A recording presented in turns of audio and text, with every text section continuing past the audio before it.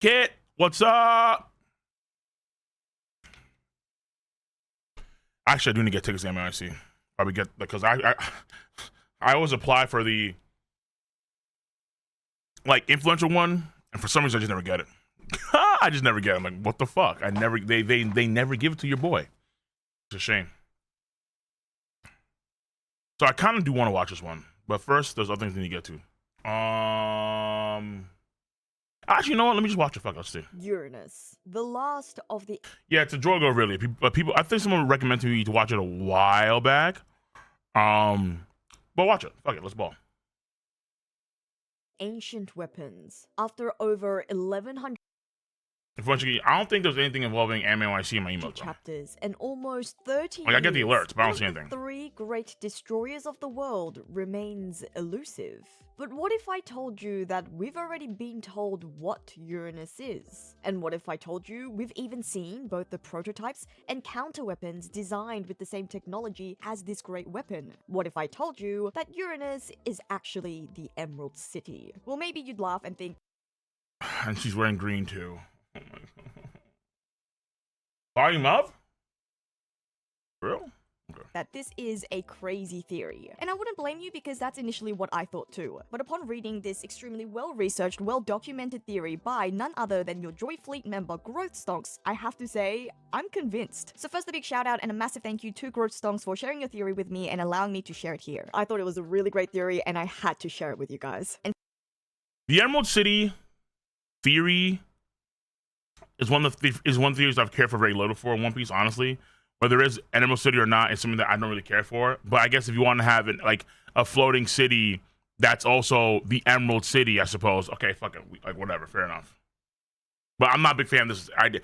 Emerald City to me was like whatever. second, before we get into delving into this crazy but crazy believable idea, please make sure That's to a hit good German the subscribe Sanji button so that you don't figurine. miss out on any more One Piece discussions and so you can I'm help your hot. fellow One Piece fans poster. reach 100,000 subscribers. And with that said and done, let's begin. The existence of the Emerald City has been a mystery since the very early days of chapter 224. And as a mysterious location City that of Gold, hasn't the Emerald really at Capital, all been Secret expanded Treasure One on, Piece. it often left fans wondering, is this place of any importance? Does it even exist? Will we get a chance to see it for ourselves, or is it just a throwaway reference that will eventually maybe get expanded on by way of an SBS, like we have seen for other seemingly important events, cough cough, Rocky Port incident? Yeah. Well, according to this theory, Yeah. Dude, that was tragic. The Rocky Port incident. Yeah, I'm convinced also that if there were any details that we divulged in, let's say, the Akane versus Kuzan fight, it'd be done through SBS. Oda won't actually show it to you. Oda won't give us any of substance, which would be tragic. there are actually lots of reasons to believe that the Emerald City is very important, Tell us you want to over the 45-month sub. Restart, appreciate you. and that we will indeed get a chance to see it for ourselves. Oh, they took that one. Oh, because it's green? Oh. Yeah, okay. So, because in the anime, when Lucia is destroyed, you have this green sort of hue in the sky. Boom. In fact, it's going to play a huge role in the final war, as it is the final ancient weapon that we have yet to be introduced to. And the first thing that I want to personally establish here is that the Emerald City, more than likely, probably definitely exists. And the way we know that is because we were introduced to the idea of the Emerald City in the Jaya arc thanks to Bellamy. In the scene where Bellamy laughs at Luffy and the Straw Hats for their dreams of finding Sky Island, the Hyena Man scoffs and laughs, declaring that myths like the Sky Island, places like the Emerald City, treasures like the One Piece, they're all exactly that. Right, yeah. So like, if the idea is, hey, if the City of Gold is real, and actually we have 2 cities of gold in both Skypiea, originally Jaya, and then you have also Wano Country, which apparently was the City of Gold, and then you have the One Piece treasure, which we know is real, then by default, found on the list, the Emerald Capital will be real too. Myths, fanciful pipe dreams, delusions. Bottom line, that they're not real. But we know from the Skypiea arc that it was of course Bellamy who was terribly mistaken because El Dorado was indeed real, and only a handful of El arcs later, Dorado Whitebeard reaffirmed for Talk the to me. entire pirate world that the One Piece is real, leaving us with cause to believe that the other myth, or so-called myth that Bellamy mentioned, the Emerald City, well then that must also That'd be be real And I too, think the fact that Oda chose to add some other mythical location, one that we didn't even know about, a place we hadn't even heard of Lodestar. or have any reason to even think about, means that this place is likely of quite great importance importance. I mean, of course, Oda could have just added another thing because of the rule of 3. Listing 3 things certainly does have a nicer ring to it and adds to the mythical and mystical world building of One Piece. But I also think Oda really doesn't add details for nothing. I think we all know that Oda adds a lot of meaning into everything he writes, everything he draws, which is also something I've come to realize. Is that a word, realize? Anyways, it's something that has become even clearer to me, even more affirmed to me whilst reading this theory. And I will expand on that in a little while. But for now, let's just say that it can be very, very safely assumed that the Emerald City really... Oh, I didn't realize that she has Sanji earrings. Now that right there is how it's does exist. Meaning... I need Sanji tats on my body too. Like a fucking goon face right here in my forearm. That'd be amazing. We can now turn our heads to think about what that is. So the first part of this theory actually takes us to Egghead Island. In the Egghead Island arc, Vegapunk says that long in the past, there was an ancient civilization just as technologically advanced, even more technologically advanced than Egghead. Another futuristic city, despite it having existed almost a millennia ago. And Growthstone's theory suggests that the city that Vegapunk was talking about was actually the Emerald City, and that this Emerald City is Uranus. A big clue that Uranus is the Emerald City relates to scientific qualities of an emerald. Emeralds in our real world is one of the 4 precious gemstones, distinguished for its pure synthetic emeralds. UV light, they're red. Regular light, they're green. Okay. Green hue. However, under a UV light, emeralds can appear pink or red. And interestingly, it just so happens that these 2 colors are the colors that were chosen to portray the scene of Lulusia being wiped out by Imu in the One Piece anime. It has been strongly suggested, practically confirmed, that Imu currently possesses Uranus, or at least the means to control the last remaining ancient weapon. Because we know that the world government tasked Vegapunk to produce the Mother Flame, which Vegapunk then announced that this power source was used to activate an ancient weapon, and given we know the whereabouts of Pluton and Poseidon, we can deduce that Vegapunk must have been referring to Uranus, and the fact that Uranus was activated by the Mother Flame to wipe out Lulusia. In which case, this... Mind you, only a part of it. Only a piece of the Mother Flame was used to activate Lucia, that thing above Lucia Kingdom. So, it probably was dormant, maybe on the whole land somewhere. Like maybe, for example, if the Emerald City was a flying city, let's say, for example, in order for, I don't know how to work exactly, but it'd be like kind of a flying city that could travel between large elevated land masses, like the Red Line. Potentially, they were also, let's say, on the moon, because there was somehow, some way, folks on the moon were able to go down from there to the Earth when they needed to migrate. And then maybe they did so with the floating city. And I think even in the mural, you see something that could be like a large floating object, but it's like a reverse... There are various things that are going on there in the mural. Well, in the Enel mural. Chosen by the animation team seems like it's a reference to the idea of emeralds. Emerald City? Okay, Wizard of Oz, yes. It's important to note that we don't actually... There is a Wizard of Oz themed city somewhere in One Piece.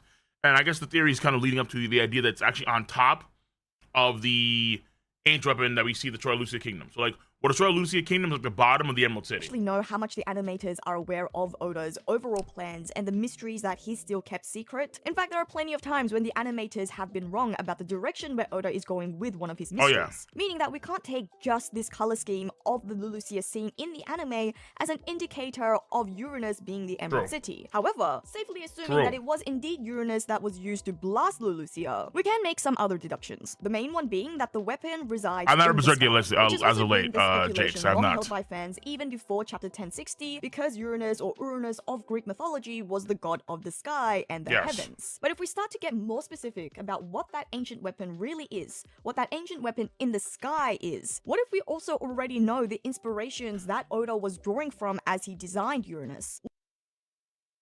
Matter of fact, even real quick, for Berserk, I don't know when I'm gonna get back to Berserk, because again, for me personally, it's just a personal thing. Reading Berserk after Miura passed was hard for me personally, so I was like, I took a break from it and I haven't gone back to it since. Not that I don't want to read it, it's just that I just haven't gone back to it since Miura's passing, really. What if Oda has already subtly, or maybe even not so subtly, hinted at his greatest influences, which will also ultimately dictate his last remaining yet to be revealed ancient weapon? Because obviously Oda has been influenced by a whole heap of different media and literary sources, but there are a couple that have stood out throughout the years and also has come to the fore in much more recent times. Castle in the Sky, an animated film by Studio Ghibli is arguably one of the great Castle in the Sky influences for One Piece. I have in fact created an entire video dedicated to the comparisons and the parallels between this classic Ghibli film and Oda's masterpiece, and I do highly recommend you to go. There's actually a video game too. I wanna actually, it's behind me if you notice. It's just posted right here. Skies of Arcadia, right? Skies of Arcadia is actually a pirate story, literally about floating islands. Like the whole world is about floating islands. So it feels like there's also influences from Skies of Arcadia from One Piece too, but watch that video because even more recently, Oda has given a very big I've not seen Castle in the Sky in a long time to the Ghibli film with his review. It's one of the Ghibli films that you don't necessarily see get repurposed a lot. Like you do see it for Spirited Away, you do see it for Nausicaa, Valley in the Wind sometimes, and of course Prince of Mononoke. That one's I think the most popular. I'm pretty sure that one's the most popular Ghibli film. That's what I'm thinking. Of the original Iron Giant at Elbaf, which looks exactly like the ancient robot from Castle in the Sky. And for those of you who haven't watched the film or my video, this classic Ghibli film centers around the story of a boy looking for a legendary flying castle that hosts ancient technology. Ancient but super advanced technology. This mysterious sky island being named Laputa, which and you see how those blocks are they look kind of like poneglyphs. Which in turn was directly inspired by an even older classical text, Gulliver's Travels by Jonathan Swift, which also features a flying island named Laputa. And it just so happens that Oda has referenced Gulliver's Travels in his manga a handful of times as well. We first recognized this at Dressrosa in our introduction to the Tontata tribe mounting the giant robin. And then ironically, it was the Straw Hats' turn to be dwarfed at Elbaf, finding themselves replicating the scene with Miss Ripley. In fact, in Elbaf, Oda has made multiple references to the classic tale, also featuring the giant cat Iskat and giant beast Stingmore. And I can say you could argue that is the case here, where like Ripley is like Robin in that situation, and the Straw Hats are the Tozadas. Both the giant cat and giant bees being inspired by Swift's story. But interestingly enough, it's not just these two works that feature a flying island that Oda has made a reference to, because we've also seen that Oda makes reference to the Star Wars franchise, especially within the Egghead Island arc. We see Bonnie use a lightsaber-like weapon at Egghead, and then Saturn exercising what seems an awful like the power of the Force, physically forcing people to the ground, rendering them immobile. And yeah, but no other has done that, so I don't know if that power is just power for him specifically, but you know. Well, we know that Oda must be a big fan of Star Iñaki, Wars. when he pulled up, We saw an interview he did for the One Piece live action. And again, it just so happens that Star Wars features a floating city of its own, Cloud City at Bespin. Over the years, fans have speculated what is the flying object that Oda is planning to represent Uranus with, and perhaps the answer is that Uranus is a flying city, a floating castle. And at this point, you may be thinking, but hang on, because we have already seen Sky Islands. We spent an entire arc discovering and journeying through the Sky Islands. We call it inspired, sir. It's called inspiration. Copy and paste is far too brutish of a term. So that's actually the point. Perhaps just as Shandora is a sky island with deep ties to the ancient kingdom, as well as ancient moon people, so too is Uranus, the Golden City and the Emerald City, two ancient cities based on valuable minerals. And whereas Shandora contains the fire of Shandora, aka the Golden Bell, the Emerald City has fire of its own, containing or powered by the Mother Flame. Who knows, maybe this ancient city is actually the other missing piece of Jaya. The marked difference between these two being that the Emerald City is an entirely artificial. Yeah, I forgot about that too. It's like Jaya, the way is like, okay, like there's a mount. Jaya's missing 3 parts, I think it was. It was, what was it? It was like Jaya has, like, it should be a skull shape or something like that. No, but is it? I thought that the top part of Skypiea or Upper Yard, that does fill in that part where it comes to a human skull. Is there another piece of Jaya that was missing? I thought it was only just 2, not 3. Sky City, completely constructed by ancient civilizations. I knew I could remember. In fact, perhaps that's why we were introduced to the synthetic gemstone making technology at Egghead Island. Uranus is an artificial floating emerald city constructed by ancient Shandor is El Dorado? Yeah, of course. Technology. But what's really interesting is that if you... Ball guy? No. No. No. Really is an ancient weapon in the sky capable of shooting down laser beams to destroy entire islands. It actually seems like we have seen a miniature version for ourselves at Egghead Island. I never played Uncharted for my life, so I don't want to go. There's Uncharted, you know, I'm pretty sure Uncharted will cover that too. Like Uncharted, Tomb Raider, games like that. I'm pretty sure they'll cover that as well. Scientist's lab has been manufactured on an island cloud so that it is designed to be a floating brain, aka very much like the floating weapon Uranus, built with various layers and various features, including the Frontier Dome. The Frontier Dome being a laser defense system that shoots out laser beams to blast enemy trespassers. It's almost as if Vegapunk designed his lab with the ideas of the ancient weapon in mind, which is definitely possible given it seems he has quite a bit of knowledge about the ancient weapons and ancient technology, understanding that the Mother Flame was used to fire up Uranus, as well as thanks to the knowledge that he's gained through the Harans. In fact, when Shaka first revealed that there used to exist an ancient kingdom with far greater technology, the words that he actually uses was that there was a futuristic city in the past just like this one, just like Egghead. And as the theory goes, the reason why Egghead Island is so similar to the ancient city is because Vegapunk took a lot of its designs and a lot of its technology. And there are actually loads of examples to prove the connection between Egghead Island to the Emerald. No, that is a fair statement to make, because Vegapunk, the only thing that's said, and I don't know if it's consistent or not, but the only thing that's said about Egghead Island is that on Egghead Island, they don't have as good a power source as what they had in ancient time. In ancient time, during Joyboy's time, it feels like they had a better power source than they do even the Mother Flame. Now, the weapons of destruction that are made, the idea of, because like you see Vegapunk tinkering with various things, like making mass into memories.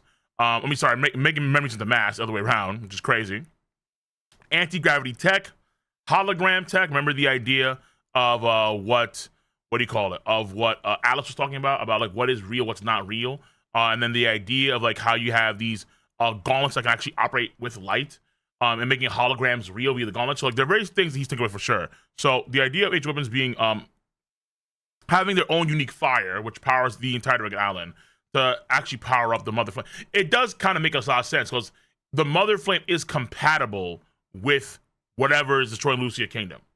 So it makes a lot of sense that they could be very similar, because they have the same energy source, or they're very compatible. City. In the fantasy book, The Wonderful Wizard of Oz by L. Frank Baum, where the Emerald City originates, the wizard has a very particular design, specifically a very distinct egg-shaped head, which is of course very similar to Vegapunk, what with Vegapunk's own peculiarly shaped head prior to the creation of his satellites, as well as the egg-shaped island, which he supposedly designed after himself. In fact, Vegapunk's head has been described to look like a hot air balloon, and that could itself be a direct reference to the hot air balloon that the wizard uses to arrive and leave Oz in.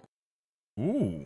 Okay. And in both tales, the wizard and Vegapunk were thought to be, or widely known to be, these great, all-powerful beings who could perform miracles and do anything you could imagine. But then eventually we find out that, in reality, both men are just a couple of goofy old grandpas. And aside from these quite convincing connections to the classic tale, there's also a really interesting parallel between Vegapunk's creations at Egghead and those of another ancient technology, specifically ancient Birkan technology. To the point that Growth Stonks explained. Okay, she got it. Okay, well, Growth / Jorgo, they got it. Okay, yeah, see, the Birkan technology, there's something that's very interesting, and it's like the Birkans, they had automatons, and there was a guy in the cover story that could also make his own automatons too, and he also had an egg head, or an elongated head. That's something that, I mean, it's one of the theories that I don't know if Oda will ever address, but in the cover story with Enel, there is a man that makes the 4 automatons that you see there. The samurai, I think it's a knight, the soldier, and then I think it's a kami, honestly. But whatever. He makes these 4 automatons, and they're very similar to the one you see on the moon, because there's a city of automatons where after Enel powers them up, like they all serve him, but they look all the same. It's like, why is that? Is that Vegapunk's creations at Egghead Island? And it's probably because the old guy, like Vegapunk, he understood technology of the ancient time, where the old dude probably had access to, at some point, ancient technology information, and then he was smart enough to like use it in his own way, and then that's how he made the automatons, and that's why they look like what we see here. So a lot of the advanced technology that we see in today's day and age One Piece probably already existed and originated from the ancient kingdom a long time then ago. it would not have been possible without Birkan knowledge. Through Kuma's flashback, we see that in his travels around the world, the warlord meets both Haradaz and Vegapunk. And to jog your memory, Haradaz is the great scientist whom, according to his Vivre card, was born on the sky island of Birka 97 years ago. At some point, he must have left to reside on the blue planet, becoming interested in weather science at the age of 15. He would go on to construct the artificial sky island Weatheria. He was born on the sky island of Birka.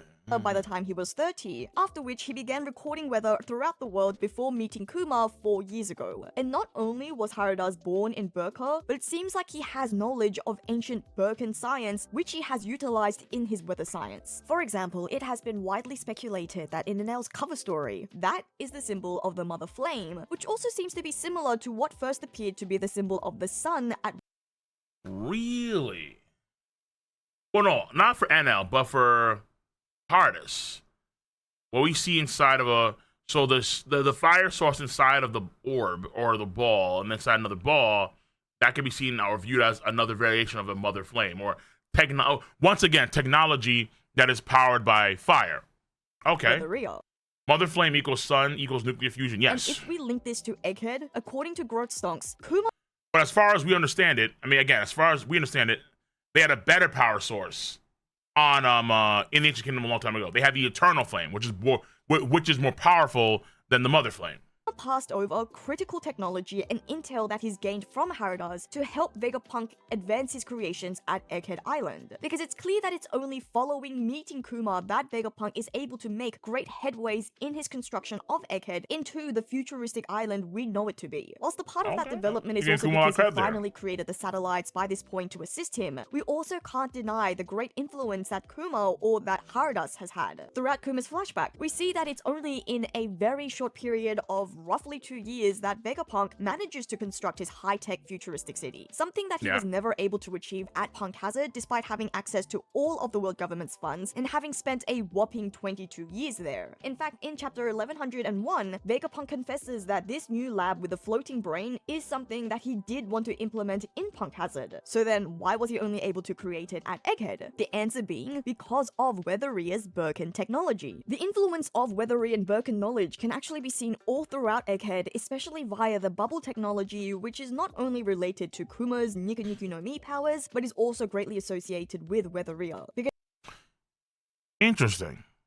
Okay. I never really saw it, but okay, interesting. So you can talk about, so Haradaz actually came, they do contact Haradaz at the end of Egghead Island, because they're going to have the Punk records go over there.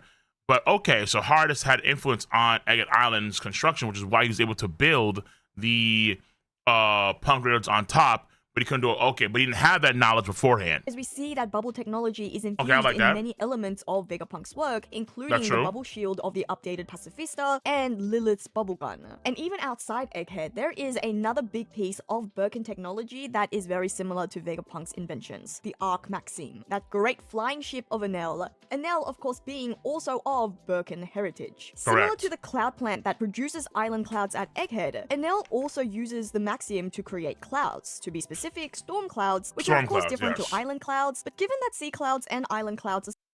So the Ark Maxim's ability to make clouds is also similar to the Egghead Island's ability to make those clouds where the floating island's on. But they're different.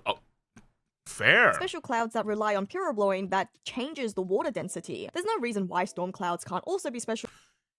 Yeah. I call it pyroblin, but there's a thing about how the island, the sky island that we see in One Piece, the one that Luffy can go to, is like a fossilized version of a sky island. It's like, I forgot what it's called, but it's like an emperor cumulonimbus cloud, where like it's a cloud that never changes structure or shape. It never changes. It's always the same no matter what.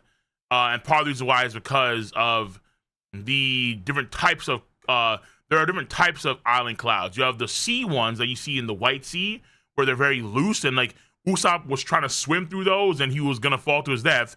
And then you have the sturdier ones, the ones that are actually cushiony, where you can walk on them and sit on them, they can hold large land masses, that kind of stuff, right? And so there are two different types of sky island clouds. NL will be another version of cloud production, but these are thunder clouds. Because thunder clouds can't exist that high up. Because they could also contain that special sea And a best of course. Chemical element. In any case, we also see other connections. Like, I'm planning to do a video about how NL, why he's the best villain in One Piece. Such as the Vega Force 01. Now, it's speculated here by Growth Songs that the Vega Force is powered by the Mother Flame, which I'm not so sure about because we were very explicitly told that it uses these jet propellers and an anti-gravity technology that's specific to Egghead and its special AC system. But the AC system itself is powered by the Mother Flame, the technology that powers up the entire thing, or at least a lot of it. But then again, the jet propulsion technology does seem to be a commonality between the Vega Force and the Ark Maxim, because we know that Enel stole 200 jet dials from Birkan to use in his ship. And on the flip side, Shaka did also explicitly say that the Vega Force was designed after Emmet, and then knowing the connections between the Ancient Kingdom, Emmet, and the Mother Flame, it certainly is possible that Vega Force 1's design does actually somewhat rely on the power source. Whereas in the case of the Ark Maxim, we know that it is largely powered by Enel's electric energy. His electricity could be the alternative replacement of the Mother Flame. But and mind you, Enel's mother, well, to be fair, it's all about fire, right? You can argue that in some way, what Lilith said, I think it was, I forgot what chapter it was exactly. I want to say it was like 900, no. I want to say it was like, whatever. I think it's like 1065, one of those chapters. Lilith says, when they're going the escalator to the lab, that fire is a very versatile power source. And almost anything imaginable can be powered by fire. You can argue that in some sense, Enel's lightning is another version of fire in some sense. It's plasma. So you can argue in that sense too, it kind of categorizes itself as fire, quote unquote. Which is interesting to take, honestly. So like Enel, so what the automatons were powered by in the on the moon may have been Mother Flame akin, but Enel's power source, which is also another version of, you can argue, fire, could also power them up. So like that's the idea in some sense. So this is actually pretty good. Sea Stone turned into glass too, I believe, to make Cloud Island. Yeah, it's right. Yeah. And some of that, I forgot the exact mechanism of that, but you are right. Perhaps the biggest clue explicitly connecting Vegapunk to Birkan. At the end of the Egghead Island arc, as the satellites whom we thought all had died, as they make their escape with the Punk record, we see them discuss how they're going to be able to rebuild due to their lack of funds and materials, and their solution is to call upon a friend. And do you remember who their friend is? Weatheria. This is the first place they think of when they need a friend, suggesting a very close relationship. And I think that about proves that Vegapunk really did heavily rely on Weatherian knowledge, on ancient Birkan knowledge to construct Egghead Island. And that's why Egghead is so similar in design to the ancient weapon Uranus, because Uranus is an ancient flying city also designed with ancient Birkan technology. And then also too in the mural, you see how there is a ship that looks like Enel's ship that's flying off. And then you see a big lightning bolt come down from that ship, kind of signifying maybe in the same way as Lucia, they could destroy, maybe what is going on over the Lucia Kingdom could be a Ark Maxim looking like ship that can have Weatheria bubble technology to help it levitate. On top of that, has a destruction cannon on the bottom of it, and it has a floating city, or it has a city within that massive ship. So it could be, so think about that, like an island-sized ship that uses bubble technology to power it and make it float. On top of that, it has maybe even anti-gravity tech too to help with that flotation system. It has a gigantic cannon of some kind that may also be like a semi-production of what we see with Enel's ship, Ark Maxim, or the rays that we see or we hear about, the lasers on like the lightsabers and so on like an island. And on top of that, you have a sea on top of that as well, where folks live, and that could be the Emerald City. Then this connection between Birkan, Uranus, and Weatheria then actually also gives us a glimpse as to the original purpose for the ancient weapon itself. In fact, the possibility that Uranus wasn't actually designed to be a weapon. According to probably not. Perhaps in fact, I'd probably say the same thing for all of them. There's probably a good case here to be made where, like, there's also like another theory that Noah is another version of Pluton. And initially, they weren't designed to be weapons of destruction, but they were designed to just help ferry along people as a result of X, Y, and Z issues. Like they were used, like initially they were there for helping ferry people, modes of transportation, all kind of stuff. not weapons. Uranus wasn't actually But they got modified 2 weapons for whatever reason. meant to be a weapon of war. Perhaps it was originally meant to be another sky island like Weatheria. Technology that was created to alter weather, something that could have actually benefited human lives, but was later. There is that one floating island landmass that Capone goes on, or he gets sucked up to when he first goes to the New World, and I'm wondering if that particular landmass has any connection to the ancient gravity technology, maybe even Weatheria tech gone, or Birkan tech gone wrong. Weaponized. And I think there are huge. Which castle in the sky? Oda mentioned. Watch Castle in the Sky. Oda mentioned he loved that movie, and it's clear he took interest from it. No, like I've seen it before, but it's been eons. Eons. Like it wasn't one of the Ghibli films that stuck out to me the most. Not really. Like it was okay as far as I remember it. I remember, but the ones that, of course, like Howl's Moving Castle, Not Survive the Wind, Prince of Mononoke, Spirited Away. Those are the ones that like really matter to me a lot. Clues for this, especially since we now know.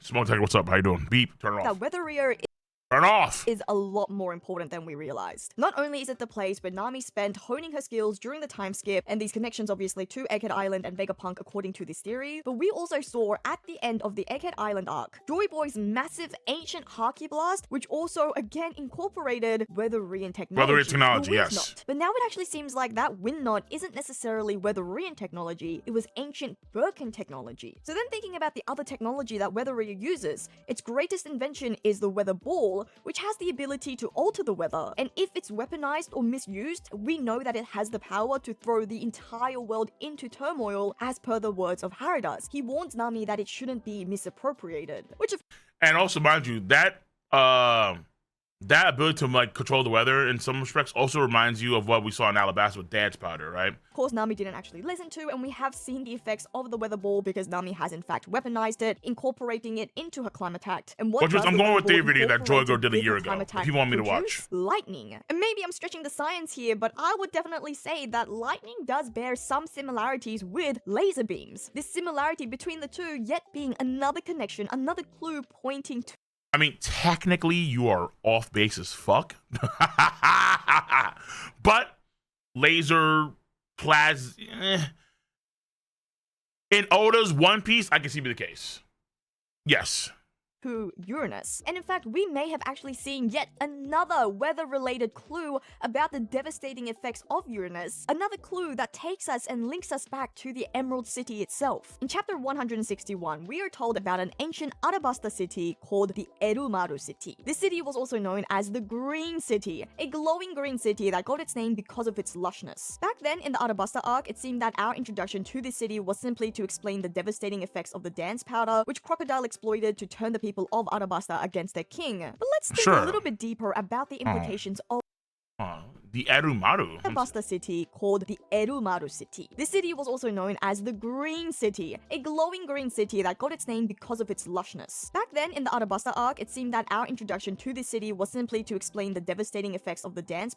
Mind you, that shit was fake as fuck.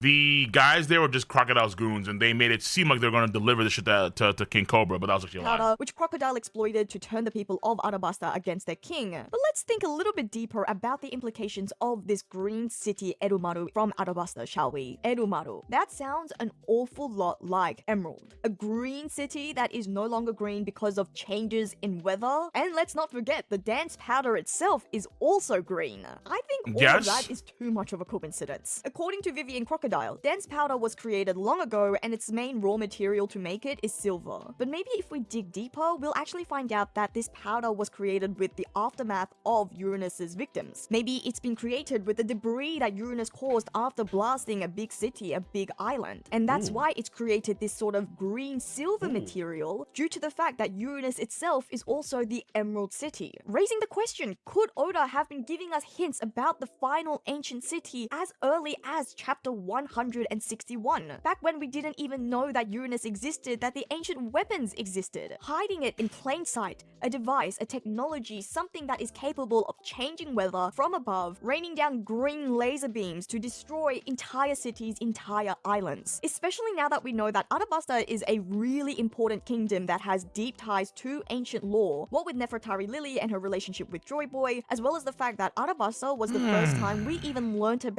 this theory that she's getting from this dude, and this in general her like representation of the theory is pretty good. So she's doing a great job. He has a very good theory too. ancient weapons in the first place. But again, I'm not a big fan of the Emerald City theory in general, but this theory is pretty good. while we were all focusing on Pluton at Alabasta, Oda was already giving us hints about Uranus. And then when we got to Skypiea, which is of course where Robin learnt the whereabouts of Poseidon, the next ancient weapon that we were introduced to, even then Oda was telling us about Uranus through Enel and through Birkan technology all along. And this is exactly what I was saying earlier. Oda really seems to have laid things out from the very beginning, meaning that we really can't take any of his words for granted. There is so much meaning and detail into everything he writes. And I'm sure Growthstonks feels exactly the same way, which is why we're told to consider the deeper significance of the Ark Maxim. According to Growthstonks, now seeing that Weatheria, the moon people of Birka, and the Ark Maxim all have similar technology. Okay, so now I'm wondering here, because this is something that I never really thought about up until like she mentioned it, but these glass structures that house electricity, I wonder if they're also like maybe bubbles as well. Like, are they actually glass? Because Usopp touched on like it's glass as far as you understand for Ark Maxim, but is that glass or is that a bubble? I mean, to me, I would only assume that it's glass, but if it's actually like a bubble, the same technology that we see on Egghead Island, but like better, that's very interesting. And again, it'll show you that the technology of the Birkans would be that advanced. At least, well, back then you see how advanced it is, but it kind of carries over even to this day, subtly through bubbles. And in particular, this sort of circular device that seems to store electromagnetic field, this theory speculates that not only is the Ark Maxim made with Birkan technology, but actually, it's quite possible that the Maxim was designed to be the anti-Uranus, or a counter-weapon for Uranus. As far as we know, or as far as I know, we weren't told. Yeah, okay, so this is something that, real quick, because there's a lot to like digest here. There's something that people say too about the idea of counter weapons to the H weapons of destruction. So, like, for example, Pluton sleeps underneath Wano country, but Frankie also has blueprints to Pluton. So, does that mean that there's two Plutons? Folks will say yes. Other folks, though, say no. What Frankie had was actually a counter weapon to Pluton. Not the Pluton. It was a weapon that was going to counter Pluton. That was the idea. So Ark Maxim could be a counter weapon to Uranus. I don't know what would counter Shirahoshi and controlling the Sea Kings, but the idea is that there would be counter weapons to some of the ancient weapons of destruction that they had long ago, but either they were destroyed or there was some production, but then they lost. But then, you know, the 20 Kingdom War, then the ancient kingdom lost. That's the idea. I remember when the Sunny was Pluto. Yeah, like the idea is that the Sunny does have some things from Pluton that are built inside of it. How Enel came up with this. Like the same way that Pluton, like the same way that the Sunny can, let's say, fire off, like blast off, it'll be how Pluton can work too. Like Pluton can also blast off too, like in the sky or maybe in space. Very detailed, very sophisticated ship design, but given its level of technology, it does seem like it's. Cole, you think Emu created the Devil Fruits with Joy Boy's help, but like Mads, they became rivals because of ideology. When Joy Boy lost, he asked the ancients to separate the world and elaborate and then elaborate his plan with the poneglyphs. I'm not against the idea, though. I feel like, let me see here. I don't know if they were created the Dove Fruits in World 1 or World 2, but I'm not against the idea of them being created in World 2. But I would want a deeper explanation as to why it's the case. Oh, actually, that reminded me too. I knew that video theory about the version of the Harley text that we get in the anime, because it is slightly different, because they do kind of insinuate that the Red Line was created in World 2 and not World 1 in the anime.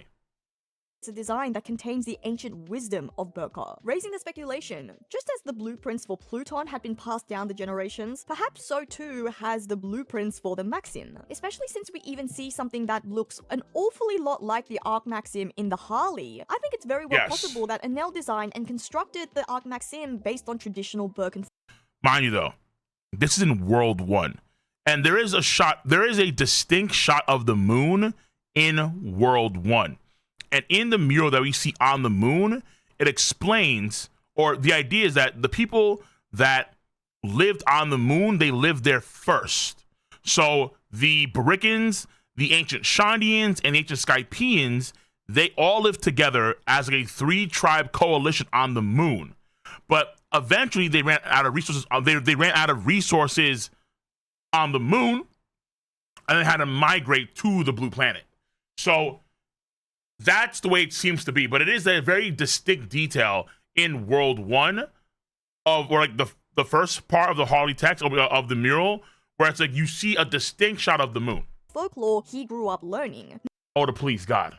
Not fully understanding the significance of what he was really creating. And I actually think that maybe the Ark Maxim isn't just a counter-weapon or the anti-Uranus, but perhaps it's a prototype, something that was designed before the Uranus would eventually go on to be designed. And if you actually compare the explosions that we see at Lulusia to that of Enel using his Maxim, the blast site and the aftermath does look very, very similar. But when— To be fair, Joy Girl, to be fair, it's not Enel, it's not the Ark Maxim itself that destroyed the main Skypea.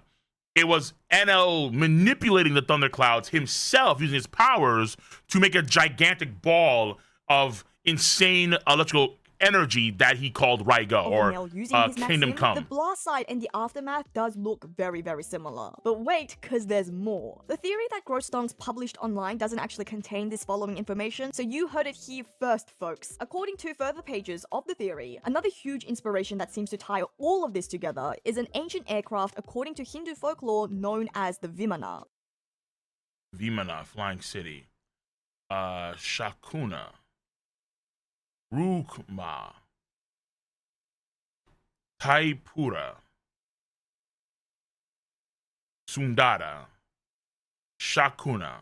Both the Castle in the Sky and Gulliver's Travels were seemingly inspired by the Vimana, as you can see from the designs. And so too, then, was Oda. The Vimana was a special aircraft piloted by the gods that came in all shapes and sizes, from bird-like structures to entire cities. Importantly for us, Vimana has also been likened to nuclear weapons, capable of world destruction, much like the ancient weapons, and in particular Uranus, a flying city. Especially the Pushpaka Vimana, also known as the Flowery Chariot, which happens to be one of the most prominent chariots in existing Hindu texts that has also been likened to a city, but has also been described to resemble the sun like a bright cloud in the sky. And this seems to be a very apt description based on what we've seen of Uranus in the story, citizens being blinded by a bright light up above. And in the cover of volume 30, which is the volume that contained the introduction of the Ark Maxim, we also see giant flowers surrounding Enel, which then allows us to associate the Ark Maxim as the golden flower chariot, the perfect anti-Uranus to the emerald flower chariot.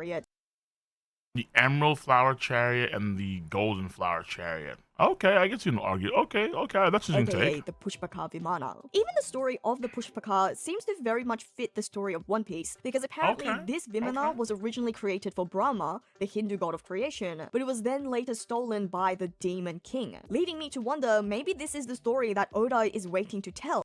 So the weapon or the city was made for somebody else, and then the Demon King or Imu stole it because Imu has it. Knowing that Imu now controls Uranus, he's leading us to the story of how the Emerald City, the Emerald Flying City of Uranus, was eventually stolen and appropriated, falling into the evil hands of Imu, a great flying chariot that houses an entire city made of emerald, capable of destroying entire islands with its special weather-altering Birkan technology. And all of the clues to figuring this out has already been laid before us. So, what do you think? Crazy believable, like I said, right? It is.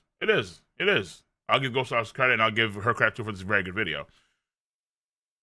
I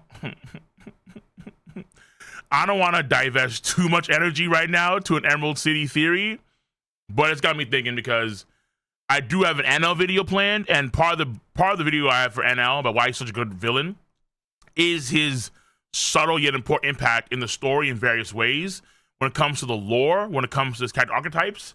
And I feel like this could be something I could add on to that as well. But I really don't want to dive too much into the freaking Emerald City. But I'm not against the idea. If there is an Ark Maxim like ship that Emu was able to get his hands on, and there's a city on that ship that's so massive, fuck it, we will. If you would like to read the entire theory for yourself, then make sure to click the link below. Again, another huge thank you to Broadstones. Oh, and then also too, the reason why Emu wanted to destroy Lucia Kingdom was also because it was close by. We do see that based on with Punk Records, that floating cities, or I guess floating like large floating platforms, they can transverse the world. Like they can kind of fly around. And I wonder if that's because like Lucia, or like that Uranus was so large, it takes time for it to actually fly around, you know, because it's so big. And so they wanted it close by. So they want to talk to Lucia Kim because it was close by, and it required less energy for the mother that they had to just wipe it out.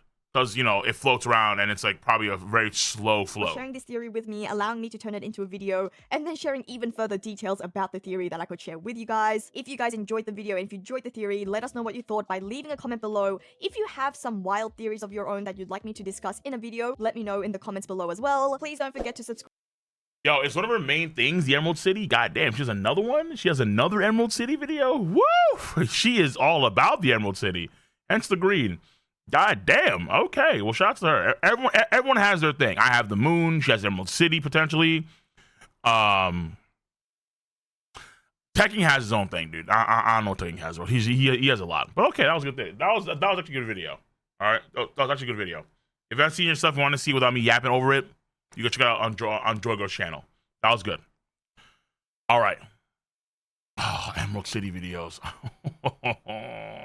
If I can take them and transform them to moon videos, fine, I'll consider it. But if I can't, I won't do it. Probably won't do it. Emerald City, isn't that like a Chinese thing? No, it's from Wizard of Oz. I mean, is it a Chinese thing? I don't recall any Chinese mythology pertaining to Emerald City. Like the Emerald City in the heavens. Wait, that's a thing? Hold on.